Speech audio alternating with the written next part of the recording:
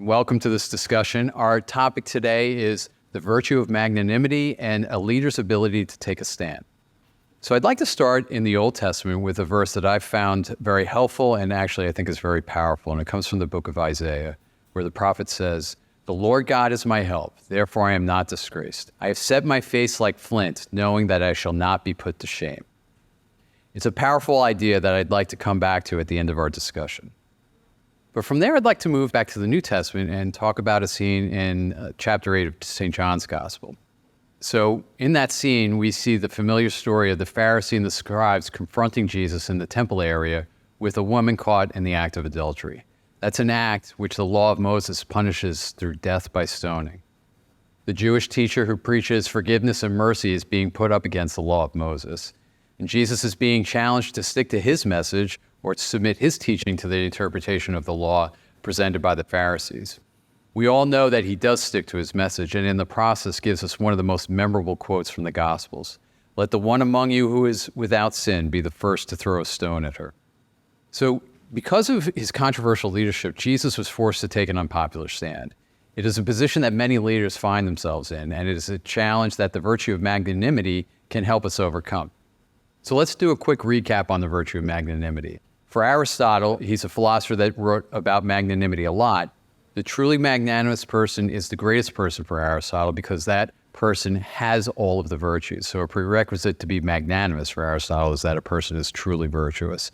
And in recognizing the fact that the person has all the virtues, they then go and do great things. And he says magnanimity is the crown of the virtues because it makes them better. By going and doing great things, the virtues that the magnanimous person has become greater still. So St. Thomas Aquinas comes along and he integrated the thought of Aristotle into the Christian tradition. And so he, like Aristotle, sees magnanimity as a virtue, but he has some crucial details to add. For Aristotle, virtue lies within a person's own power. St. Thomas, on the basis of our Christian tradition, asserts that virtue finds its source in God. Although a person is responsible for developing virtues and becoming a good person, St. Thomas recognizes that development is impossible without God's grace and without God's help. So St. Thomas's insight actually has two benefits. First, unlike Aristotle's approach, recognizing God as the source of our virtue puts the brakes on our tendency towards pride and thinking too highly of ourselves. Second, the courage developed on the basis of magnanimity is stronger because that courage is based not only on our own virtue and not only on our own resources, but on the support God offers to us during difficult and intimidating situations. And one thing that most people find intimidating, which is a situation that leaders inevitably face, is the ability to take an unpopular stand. Magnanimity is particularly important to this ability. It is only a leader that has a native confidence in his or her own abilities that will have the confidence to take such a stand. So before we look at how a person can take a stand, let's answer the question why a person should take an unpopular stand. So here are two important reasons. First, the purpose of taking a stand is simply to protect something important or to make a change that is similarly important. Taking a stand can entail risk and even suffering on the part of the leader, so it should only be undertaken really for an important issue. In our example of the woman caught in adultery, Jesus takes the stand because her life is literally on the line. His goal in taking the stand is not only to save her life, however, but to teach us the importance and excellence of his focus on mercy and forgiveness. His message is that being an excellent person means being merciful. Mercy produces not only good people, but it also produces good communities that people would actually want to live in. We all want the benefit of the doubt that mercy provides to us because we all make mistakes.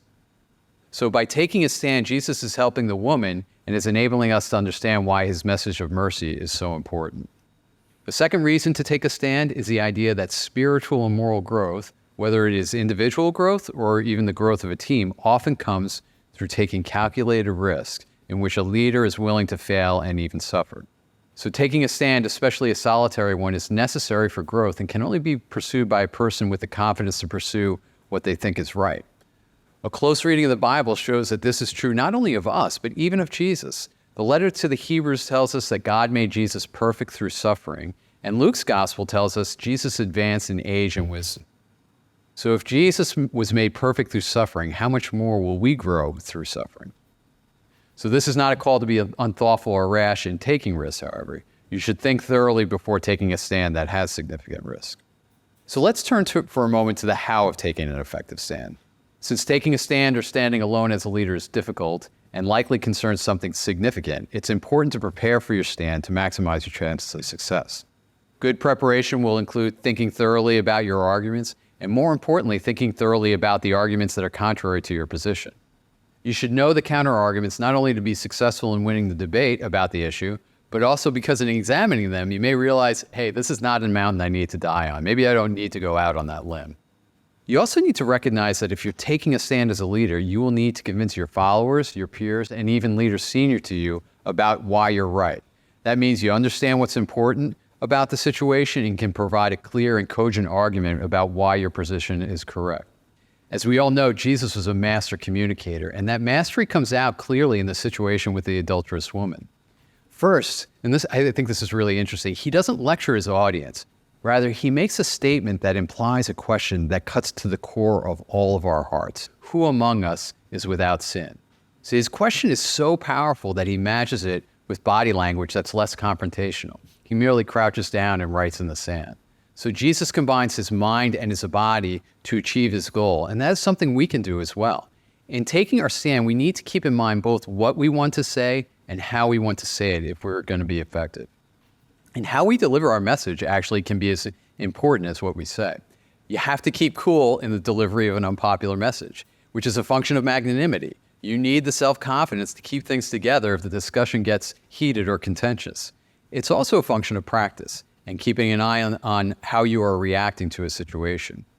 Your argument becomes less convincing if you're too nervous or if you get angry. So if you feel your emotions going in a bad direction, take a break or slow things down. And you can do this by asking respectful questions to a person you might be engaging with.